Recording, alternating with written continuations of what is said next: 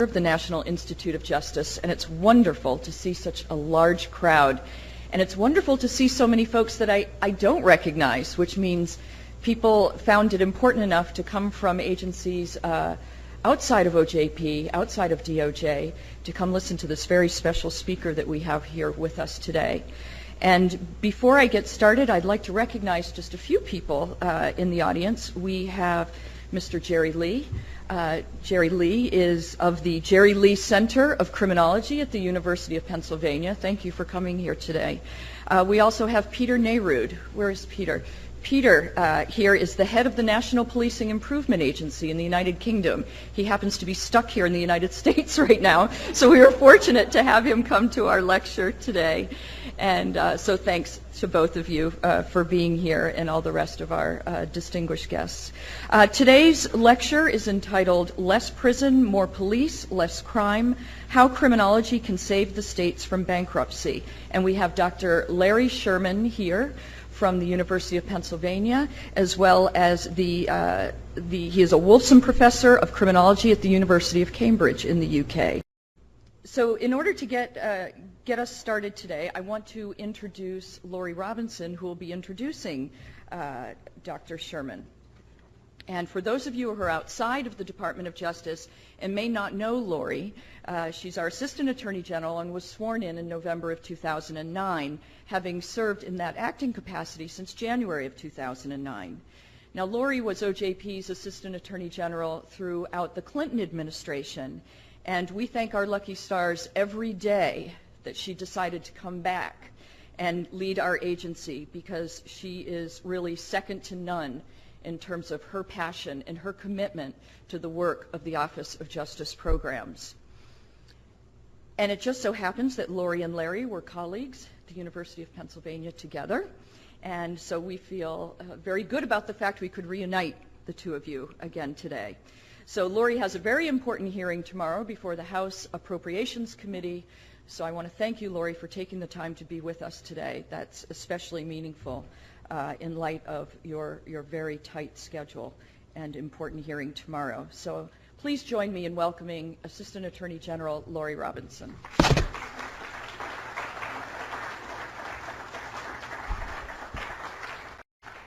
Well, good afternoon to all of you, and I can assure you this is much more fun than prepping for the appropriations hearing. Well, I am actually very delighted, first of all, to welcome all of you here today, and secondly, to welcome my very good friend and former colleague, Larry Sherman, to the Office of Justice Programs. Now, I have to tell you that Larry wins the award for the person who made the greatest effort to get to Washington, D.C. He was in England 2 days ago, and he did not swim here, but he close to did that to get to OJP today. He took the ferry to Calais, driving to the port and taking his car across. Then he drove to Barcelona and waited breathlessly to see whether the plane was going to take off. The plane did take off. He said it was about a 50-50 chance. He took that plane to New York and then took the Amtrak down. As he was coming down, he was revising the slides and emailing some of us the revised slides. So I don't think he's had sleep in 2 days, but despite that, he managed to get here. So, Larry, we're awfully glad you did. Now, for those of you who may not recall, Larry, back in 1996, was the co-author, along with colleagues at the University of Maryland, of what I think is a landmark publication put out by OJP entitled Preventing Crime, What Works, What Doesn't, What's Promising, which I think is really a Bible in our field in kind of defining evidence-based approaches. Then in 1998, in a lecture at the Police Foundation, he talked about the notion of evidence-based policing. So, and that has gone on to spur a lot of discussion and debate, also in the field, really drawing from ideas from medicine. And in 2000 went on to become one of the co-founders of the Campbell Collaboration. Larry is a past president of more associations than most of us could name if we were hard-pressed. The American Society of Criminology, the International Society of Criminology, American Academy of Political and Social Science, the Academy of Experimental Criminology, and the list could go on. So with that, let me ask Larry Sherman to come and join us here at the podium. Thank you, Larry. Thank you, Laurie. That's wonderful. That's terrific. Thank you.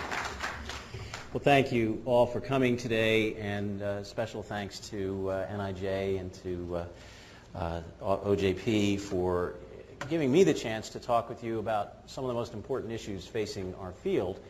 And increasingly, it's apparent that what the cost of criminal justice may become is fewer school teachers, fewer nurses, fewer public services that many of us would deem essential, but which are in some ways more controllable than the costs of criminal justice.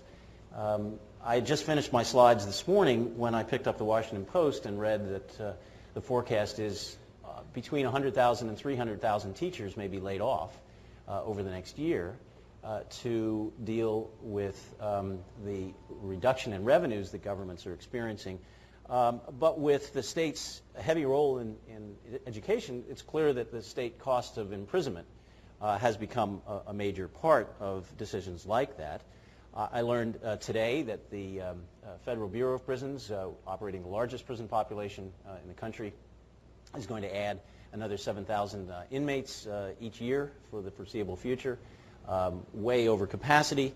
I think that if we were to take a look at the entire portfolio of criminal justice and ask whether we've got our investments in the right place, we might rapidly conclude what a recent review by Dan Nagin and Frank Cullen has shown, which is that essentially we own stock in a company called Prison where we don't know what the stock price is, we never get to see a dividend statement, but every year they send us a really big bill, and it's bigger than the bill from the year before. So here's my argument, that if criminal justice policy these days were based on the current evidence of cost effectiveness, we would have less money spent on prison, we would have more money spent on police, and we would have fewer serious crimes with less total harm, and fewer states threatened with bankruptcy. We essentially don't know whether prison has a general deterrent effect, which is perhaps its best justification. We know more, but not enough, about the specific effect it has on the people who go to prison. But this is where this incredibly thorough review that Cullen and Nagin comes in, because the weak evidence we have suggests that there is in fact no effect of imprisonment on the imprisoned, or if there is, it's a net increase in offending. In general, we can point to other evidence that suggests that the incapacitation effect of prison is wasted on many, if not most, of the people who are behind bars, under the logic that they could be Willie Hortons. But in fact, most of the people behind bars are not Willie Hortons. They may commit more crimes if they were outside, but they wouldn't commit absolutely horrible crimes. Few people in prison are Willie Hortons, but many people who are Willie Hortons are getting probation or parole from the evidence we have. And really only Virginia has developed a risk-based sentencing guidelines framework. And that one could be criticized arguably because it focuses more on the fact of reconviction or even the frequency, but not on the seriousness, which is really what the Willie Horton point is all about. So the cost effectiveness of the police is much better understood because of research funded by NIJ over the years, where the general deterrent effect of imprisonment, of policing, is clearly established by having randomized controlled trials, rigorous tests of the effects of police patrol when they're concentrated in hotspots, increasing less rigorous but consistent evidence that traffic and minor crime enforcement by police reduces crimes like robbery, and some evidence, perhaps the least compelling, that the more police we have, the less crime we have overall, although many of us would argue that that depends entirely on how the police spend their time. including whether they spend their time actually going after some of the most serious offenders for the purposes of getting them behind bars and keeping them there as long as possible, because they are very dangerous people.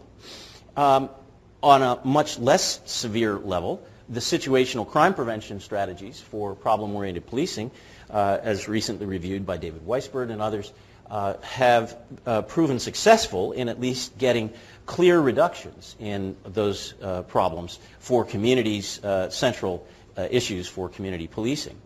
Perhaps less encouraging, but actually very important for us to know, is the recent review on the prosecution of juveniles, where police play a critical role, and in fact other evidence that shows that actually police might be preventing more crime if they arrested fewer people or prosecuted fewer people, and actually looked at other kinds of resolutions which are historically quite common in policing but which were abandoned under the legalistic framework of recent years. So the question of whether having less prison and more police would lead to less crime really depends on this notion that what we ought to be doing with our entire portfolio is trying to lock up the worst and manage the rest. Locking up the worst in order to have less serious crime, and managing the rest in order to have less cost for people who remain in the community but who can be given more crime preventive attention by police, probation, and parole, than would be the case under the current system, in which there is an increasing caseload for probation and parole people, and in which the police probably don't do nearly as much to pull the levers in relation to probationers and parolees as some of the demonstration projects suggest they could do.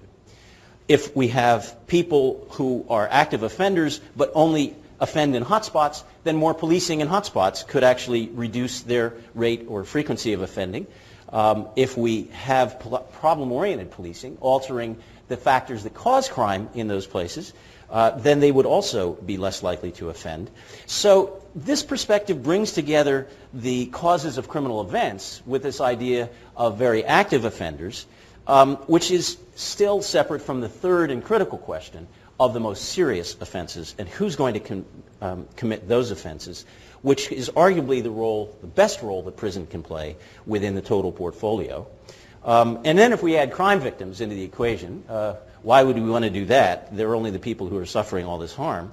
The evidence is pretty clear that they would much rather have diversionary opportunities like restorative justice conferences that are also effective in reducing crime, as opposed to things that simply impose retribution for the sake of retribution.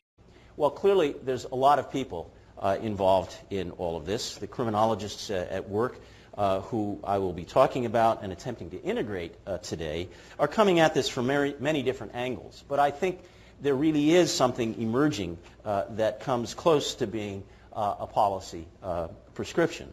And so the outline is I'd like to go into the premises behind that policy prescription, then introduce some key concepts that I think are essential for understanding the total portfolio of criminal justice that's actually split across 3 levels of government in the United States, in which the police are paid for at the local level, prisons are paid for at the state level, and that the federal level is the one that has the capacity to generate the information and potentially the ideas and leadership that could integrate these portfolios around these concepts of a policy system where you begin to see which buttons to push, a new idea for thinking about crime beyond specific offenses, but rather a bottom line for crime, which is an index that looks at the harm that crime causes.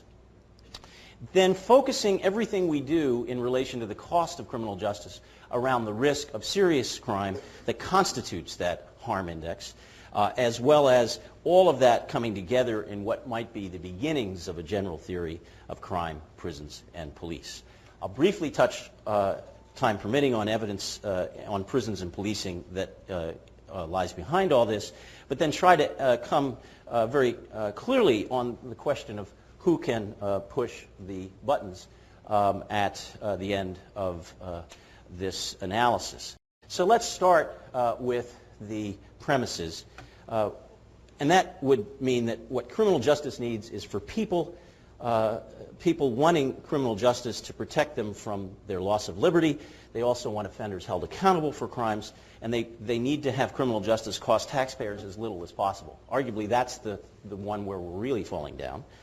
And in order to do better at those things, we need a system of criminal justice that produces consequences for every decision that are predictable, based on good evidence, and chosen democratically by managing the system in ways that we intend it to perform. So the key concepts here are of a policy system where we know what buttons to push, the crime harm index, the risk-based policies, and a general theory. Now, what's this idea about push-button systems? Recently, Paul Krugman suggested that before John Maynard Keynes, economics really didn't have a way of creating policy, of identifying the buttons that government could use to get under control things like mass unemployment during the Depression. And that in the period before Keynes, there were case studies in economics, there were trends, histories, lots of micro-level things, theories, explanations, but there really weren't any policy prescriptions. There was no identification of what government could do to get the economy started again in the 1930s. But after Keynes presented a very different way of looking at this, a kind of switch in perspective, that what happened to economic policy is the government accepted the idea that it had some key buttons it could push, and that pushing could help a lot, which led to lots of work about which ones to push, how to push them, or when to push them, with what effect, and how those buttons affect each other. So if we think about this in terms of criminology, at the moment, our case-by-case crime policy, by which we're adding 7,000 people to the federal prison system every year, is a kind of laissez-faire economics, in which the assumption is nobody in executive branch can do anything about this. These are judicial decisions. These are decisions that have their own logic, and it would be wrong for us to interfere. Well, it might be wrong to interfere at the case-by-case level, but when do you stop? When 50% of the GDP is going into criminal justice, just because that's the way the independent judicial process would push us? I don't think anybody would want to see that eventuality.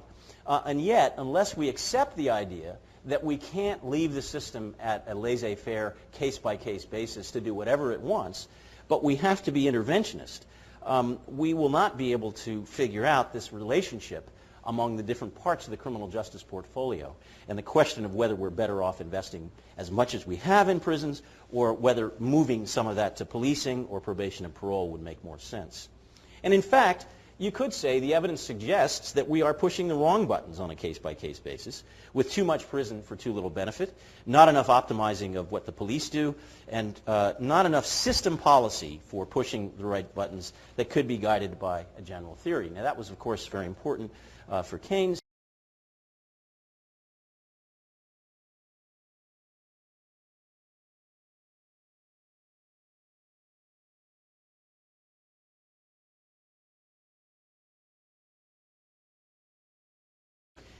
Central to this is an idea that I think economics has done very well with, both the gross domestic product and the consumer price index. It's a way of taking a large amount of complex indicator and information data that comes together in a single bottom line. It gets widely reported. It has big effects on how people pursue business and do lots of things. We could do that in crime. Rather than getting people confused about the homicide rates going down, but the robbery rates going up, but the National Crime Victimization Survey is showing one trend and the police data are showing another.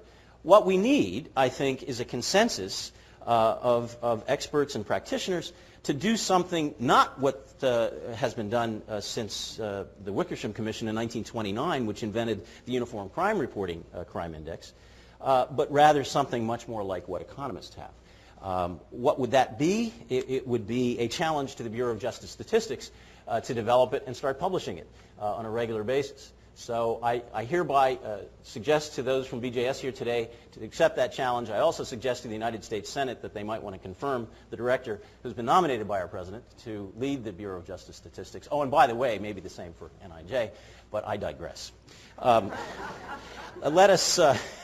Let us think what a director of NIJ and BJS could do jointly in developing a formula that would be weighted according to the seriousness of each crime, so that when we look at all of the offenses that somebody let out of prison might commit, we're not just talking about did that person get reconvicted once or more. We're not just talking about whether that person committed a property offense or a violent offense or both, but we're actually adding up a cost or a harm level for each offense, which we know is going to be much higher for murder than it's going to be for burglary. And the burglary is going to be higher than it is for breaking into the window of a car and taking a package worth $10 out of the back seat of the car. Of course, it costs $500 for the window.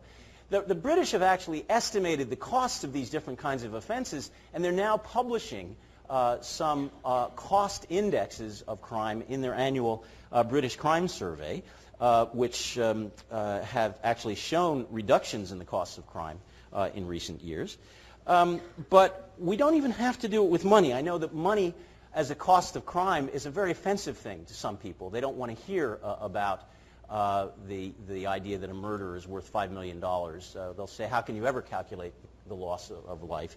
So it could just be done with public opinion data, which is quite extensive now in terms of the relative seriousness of crime, and to develop this reliable set of crime categories into a single index would help a lot.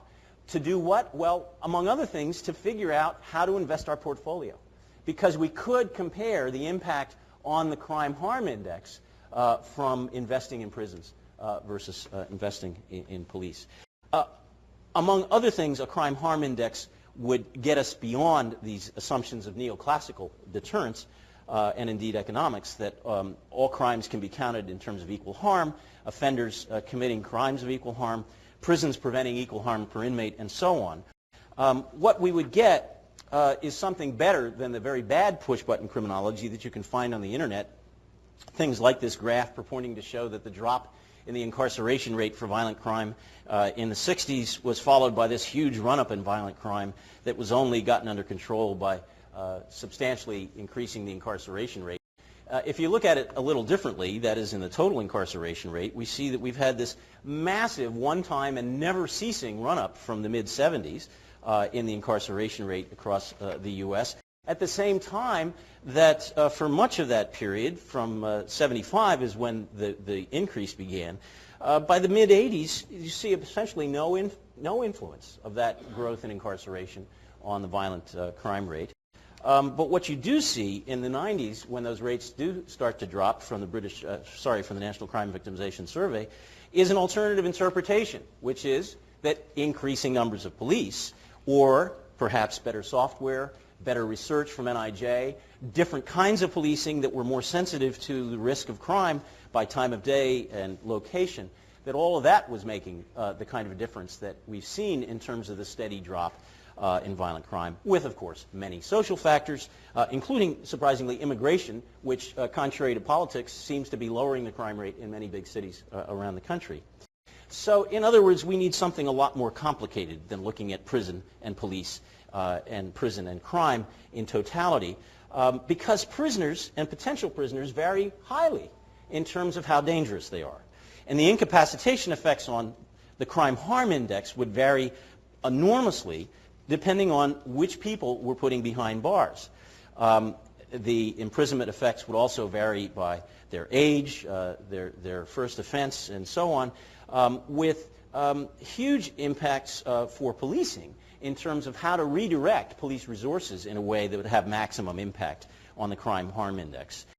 So by drawing us to the risk of serious harm, we would see the capacity to develop risk-based policies, and not just kind of one-size-fits-all policies for every crime that comes to our attention, but a seriousness grading, a kind of red, yellow, and green approach to expending criminal justice resources in the kind of triage that's obviously necessary in our current cost environment for every part of the system, for police, for prosecutors, for pretrial people, for sentencing, for prisons, parole, and probation.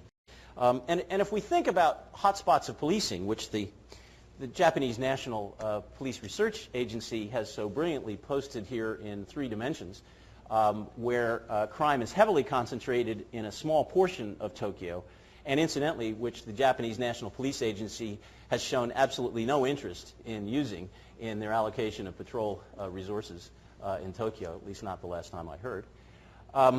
This is actually a metaphor for the risk of crime at every stage of the system. This is in relation to patrol, but if we think about that as a population of offenders that's out there, and that a prosecutor is going to get an arrest population where some of the people are very dangerous, sticking up out of that landscape, and most of them are low risk. And right now, the policy, as I understand it, of the U.S. Department of Justice is maximum charge on everybody. One size fits all. But this metaphor suggests that these are people of very different sizes in terms of how much harm they can cause to our society. So if we want to then be responsive to this kind of heterogeneity in the population, we would accept one of the main insights of economics from a century ago, Vilfredo Pareto, identifying not a normal curve, but a hockey stick, by which, and those of us who remember the Rand Corporation report on selective incapacitation, we see that maybe 10 or 20% of any population is producing way over half of all of the bad things or good things if you're a business. This is what the frequent flyer distribution looks like, or it did before last week.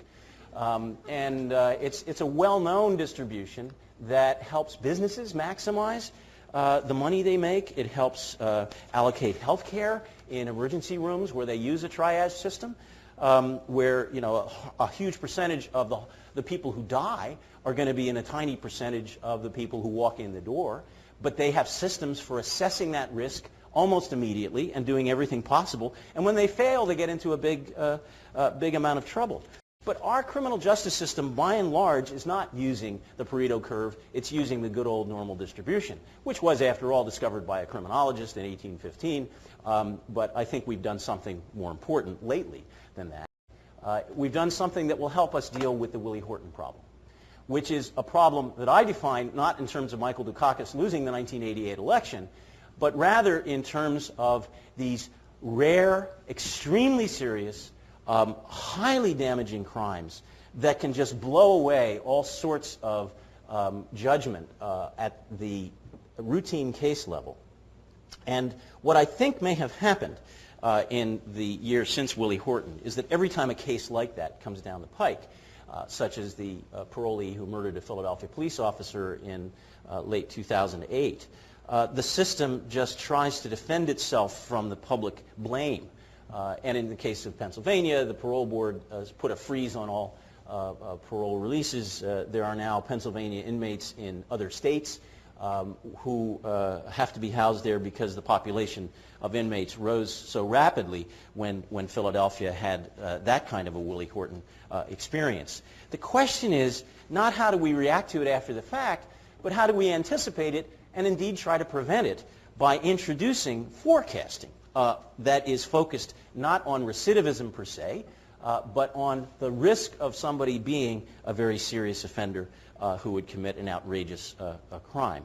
And that's a slightly different take on where we were 30 years ago when the Rand Corporation produced a report on selective incapacitation. You wouldn't know that that report had been rejected by the National Academy of Sciences in 1986 in a report on career criminals supported by NIJ, and I think an excellent piece of scholarship in terms of assessing the accuracy of the tools that the Rand Corporation was using at that time to identify who was a high-frequency offender and who wasn't. The Pew Trust report a year ago said we really need risk-based policies, but they point to qualitative systems for assessing risk, which are not reliable, which have been outperformed by quantitative systems ever since 1954 when the first comparison was done by Meehl and his colleagues at Minnesota. And the argument that was made in 1986, I think, made sense when the incarceration rate was so much lower. And that is that there's too much overprediction. There's too many people who would be identified as high-volume offenders that you'd put behind bars who wouldn't be high-volume offenders, so we shouldn't do it. But I think what happened instead was that in the absence of the most reliable guidance possible from criminology, which kept its hands clean, prosecutors and judges had to go ahead and make the best forecast they could make from the seat of their pants, from their own experience, from looking at a rap sheet. And as a prosecutor recently said to me, what can I get out of one of these forecasts that you guys are doing that I can't tell from looking at the rap sheet myself? And what I didn't say to him was, well, you might find out, for example, all the times you were wrong. which you're not normally in a position to do in the course of the work of a prosecutor. So what I think we have to recognize is that actuarial risk assessments could actually lower the incarceration rate. And that was the ethical problem that the National Academy of Sciences report had with it. They were afraid it was going to raise the incarceration rate. I think the evidence now is we've had kind of a control group of what happens if we don't use actuarial risk assessments. Well, whether it caused it, we don't know, but we know that the prison rate has skyrocketed. So if we can't do an experiment of a randomized kind, at least we could, at the national level, we could try this locally and see whether using actuarial risk assessments would actually lead to fewer people being put in prison. We also have a whole new generation of tools, pioneered by people like Richard Berk, who are using quantitative and not qualitative efforts to do risk assessments, looking primarily at prior charges, not convictions, where offenders live, how old they are, what their gender is. Not a pre-sentence report, but something that's based on tens of thousands of previous criminal histories with these patterns that make it much more like a short-term weather report. And like it or not, short-term weather forecasting has become much more accurate in this country. It sure beats volcano forecasting. And what we can get out of these short-term weather forecasts is a pretty good basis, a lot better, we know from many tests, than subjective or qualitative forecasting. You can read more about this in the Journal of the Royal Statistical Society, Series A, in the article by Berk and his colleagues last year. But it's part of this continuation by which the statistical forecasting is doing better, especially with the cheap supercomputers, the vast numbers of cases and data mining that we have at the moment. And let me just illustrate this notion that risk is a combination of the frequency of offending and seriousness of offending when you apply it to this kind of population. Geoffrey Barnes, who's here today from the Jerry Lee Center of Criminology at Penn, several years ago did a 2-year follow-up on some of Richard Berk's forecasts. In relation to the forecast of homicide, what was the analysis in terms of identifying, this always happens, in terms of identifying well, let's just take it from there. The high-risk population is only 2% of the probation population in Philadelphia. It's about 45,000 people. The 38% medium group, the yellow here, is neither high nor low in the classification, with the low risk being about 60%. Now, what happens for the overall high risk group, which I can't show you because I'm technologically inept, but what I can tell you is that the top 2% is 8 times more likely to be charged with any offense than the bottom group. That is to say, the rate for every 100 of them is 8 times higher, and it's 75 times higher for murder. So this classification is accurate at identifying a group of people whose frequency of murder and attempted murder charges is 75 times higher than the lowest risk group, which is, after all, 60% of the population.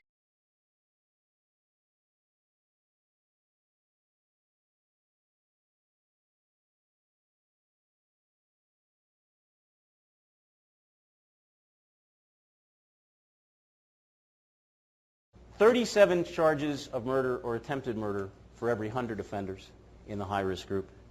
318 charges of serious crime, murder, rape, robbery, aggravated assault, and 1,800 charges for all crimes in the top 2%. These are people on probation. And many people look at these numbers and say, why are they on probation? Why aren't they in prison? And the answer is because nobody knew. The judges didn't know. The defense attorneys didn't know. The prosecutors didn't know until they went on probation, and then the risk assessment was done, which is why the judges in Philadelphia have asked to have the risk assessment being done before sentence is passed. So this brings us to a general theory, which is where I'm going to have to conclude, I'm afraid. A general theory of crime, prisons, and police with 3 basic propositions. The first one is that the higher the proportion of inmates who are high frequency and high harm, the more cost-effective prisons will be in lowering the crime harm index. The second is that the higher the proportion of police time spent on high-risk places, victims and offenders, the more cost-effective police will be in lowering the crime harm index. And thirdly, the more low-risk offenders that police hold accountable for their crimes without using prison, starting alternatives to prison right at the police interaction in the immediate wake of an offense, with a victim still present in many cases, the more cost-effective the police may be at reducing the crime harm index. So let's just make some observations about these. First, for the prisons, the idea that you have to have a higher proportion of inmates who are high frequency and high harm, the more cost-effective prisons will be. That could mean that prisons would have to have many fewer inmates in order to be cost-effective, or more cost-effective than they are. And why is that? Because there's diminishing returns to locking up more and more people if the basis for locking them up is their risk, the contribution they make to the crime harm index. So if you're creaming off the most dangerous people and concentrating them on prison, that is what will make prison cost-effective. Anything else will be wasting your money for no benefit. For example, lots of low-level drug transportation people who are arguably well represented in the federal prison population, but who are not posing any risk to public safety.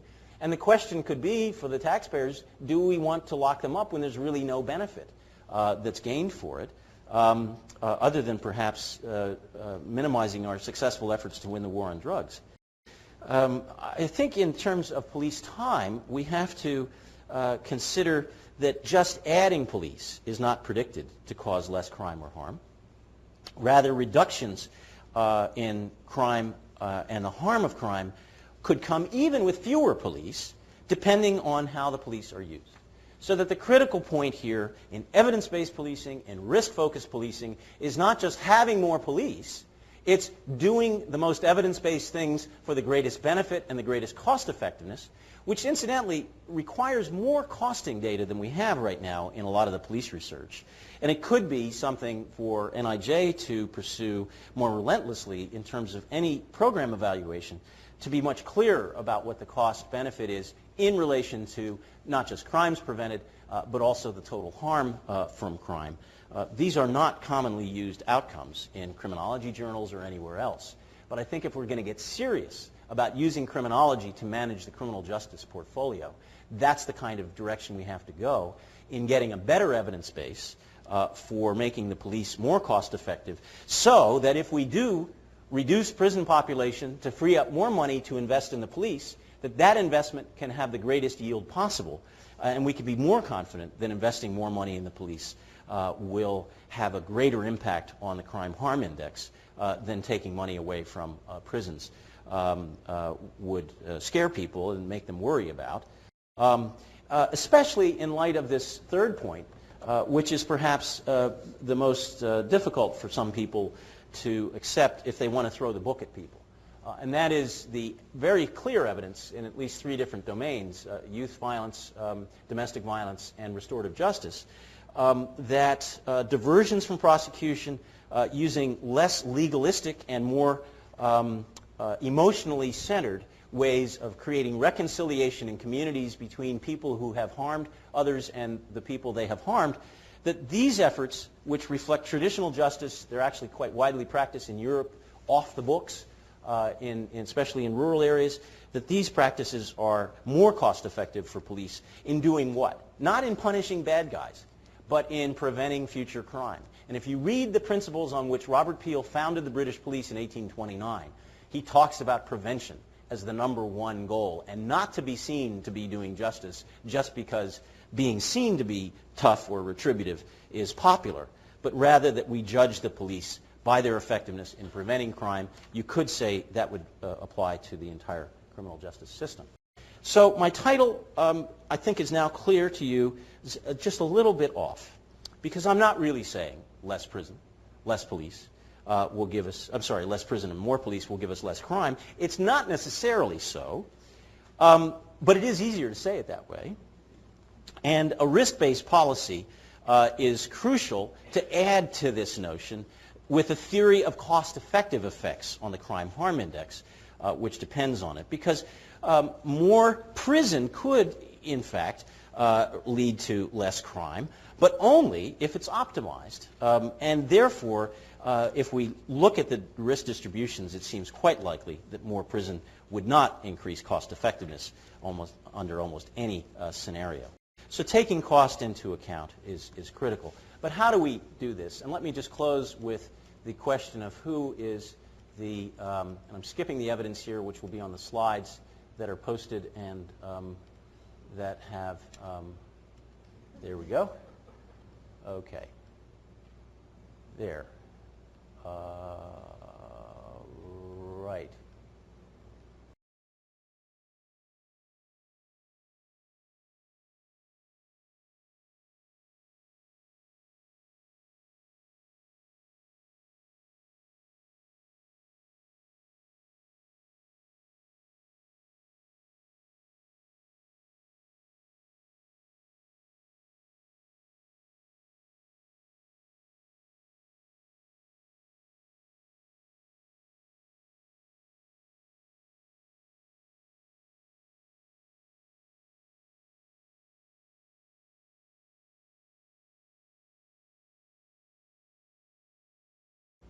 Who can push the buttons? In the first instance, the governors can. The governors are the ones who have the greatest incentive. It's their states going bankrupt. No evidence of this, perhaps, is better than Arnie Schwarzenegger seeking a constitutional amendment to reduce the amount of money spent on prisons to be equal to the amount spent on the University of California. He doesn't say how that's to be accomplished, except perhaps through privatization. Arguably, it could be happening through sentencing guidelines, parole violation, alternatives, bigger carrots with state funding for more local police if the localities themselves, especially through their prosecutors, identify ways to reduce the use of prison at the same time that they reduce crime by being more selective and especially focused on the most serious offenders who are forecast through risk assessments. So the county prosecutors and judges can make a huge difference, and then so can the local police chiefs. Where we have good reason to believe that there's a lot more potential, a lot more room for reallocation of resources to the high-risk places and times, much more investment in problem-oriented policing, although, again, the cost of problem-oriented policing in relation to the gain still needs to be developed through research, as we have done with restorative justice, where police-led conferences between victims and offenders in the UK resulted in an $8 of crime prevented for every $1 spent on investing in the police time in that kind of activity. That's the kind of cost-effectiveness information that OMB or the local budget officers can work with. But ultimately, I think I have the most hope in federal leadership showing the way beyond ideas like a constitutional amendment.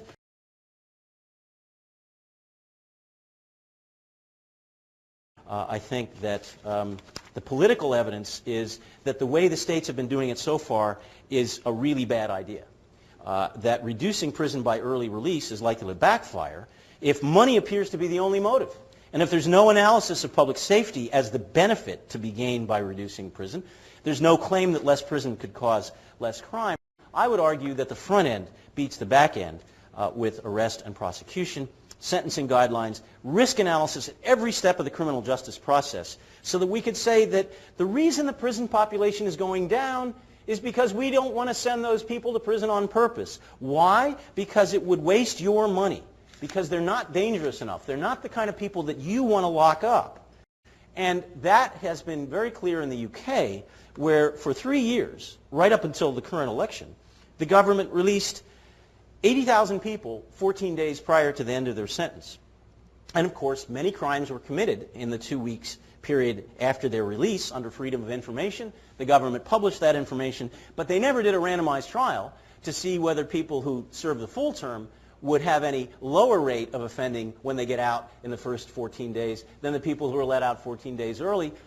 I told them so in 2001, 2002, and 2003, and when they finally did this in desperation, they let themselves up for what the Tories have driven all over London, which is the Prime Minister of England saying, "Vote for me because I let 80,000 criminals out early." I don't think the governor of Michigan, who is trying to reduce the prison population, is going to benefit from the politics of that, according to the New York Times story on this last month. Oregon has suspended its program after critical radio ads. The Illinois governor has called their program for reducing prison populations a big mistake. Colorado hoped to save $14 million by letting out safe people early, but they couldn't find enough safe people. How were they looking? Oh, let's sit down and look at this guy's rap sheet and decide whether we can let him out. That's not actuarial science. It's certainly not what criminology can provide.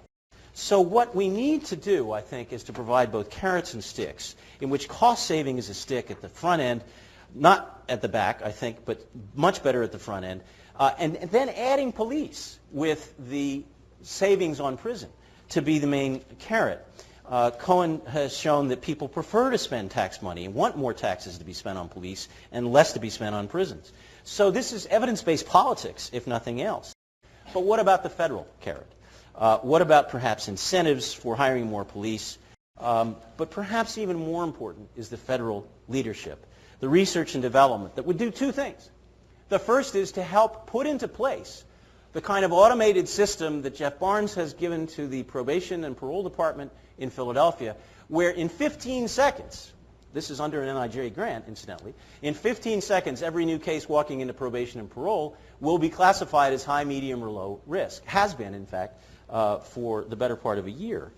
And once that tool is available, the second thing we can do is randomized trials of introducing that information at every point of the criminal justice system, starting with prosecution and pretrial assessments, and perhaps even investigating cases that are marked red with more resources to make sure that everything is done to keep the next Willie Horton off the street. That needs to be part of the argument. We can't back away from it. One of our funders in this effort didn't like that aspect of it, but I'm sorry, it's not about the ideology. It's about getting the overall harm from crime down and the harm from spending too much money on prisons down, not to mention the harm that prison does itself. So clearly we've got to get beyond the crisis. And bankruptcy of the states is a bad reason to switch the entire focus of the criminal justice system, but it's a good opportunity to take advantage of the attention that it's getting. And if the result turns out to be less crime and people are persuaded from controlled trials that that's what's happening, then the cost issues may fade away after we have changed the paradigm and started to operate criminal justice around the purpose of punishment being to prevent crime and not just to punish for punishment's sake. So the Obama administration has already made history in health care. The question for you is whether we can also make history in criminal justice as well. My answer for one is, of course, yes, we can. Thank you very much.